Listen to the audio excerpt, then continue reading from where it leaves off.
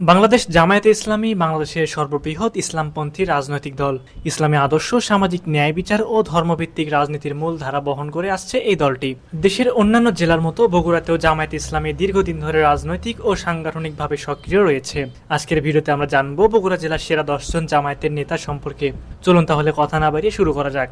নম্বর 10, গোলাম রাব্বানী। শ্রমিক কল্যাণ ফেডারেশনের কেন্দ্রীয় সহসভাপতি, বগুড়া জেলা জামায়াতের একজন নেতা তিনি। বাংলাদেশ জামায়াত ইসলামী দলের বগুড়া 7 আসনের মনোনীত এমপি প্রার্থী হিসেবে নির্বাচিত হয়েছেন তিনি।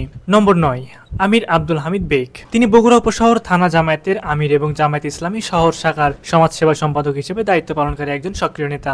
নম্বর 8, অধ্যাপক আসম আব্দুল মালিক। বাংলাদেশ জামায়াত ইসলামী বগুড়া শহর শাখার সেক্রেটারি অধ্যাপক আসম আব্দুল মালিক। নম্বর 7, অধ্যক্ষ মাওলানা আব্দুল হক সরকার।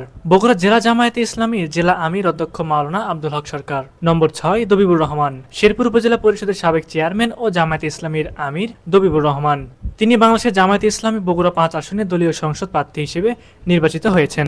নম্বর 5, ডক্টর মোস্তফা ফয়সাল পারভেজ।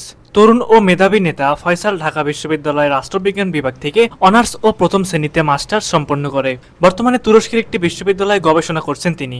ডক্টর মোস্তফা ফয়সাল পারভেজ তিনি বগুড়া 4 আসনের মনোনীত প্রার্থী হিসেবে নির্বাচিত হয়েছেন। নম্বর 4, অধ্যক্ষ মোহাম্মদ শাহাবুদ্দিন।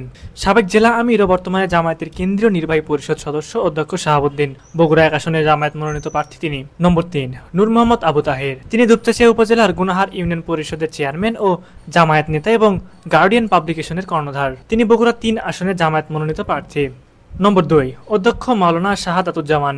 বাংলাদেশ জামায়াতে ইসলামীর একজন রাজনীতিবিদ তিনি। 1991 সালে 5ম সংসদ নির্বাচনে বগুড়া 2 আসন থেকে তিনি সংসদ সদস্য নির্বাচিত হন। জেলা জামায়াতের শুরা সদস্য, সাবেক এমপি, বগুড়া 2 আসনের জামায়াত মনোনীত প্রার্থী হিসেবে নির্বাচিত হয়েছেন।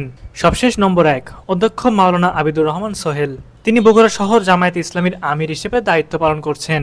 মাওলানা আবিদুর রহমান সোহেল জামায়াতের কেন্দ্রীয় নির্বাহী পরিষদের সদস্য ও বগুড়া 6 আসনের জামায়াতে মনোনীত সংসদ সদস্য প্রার্থী।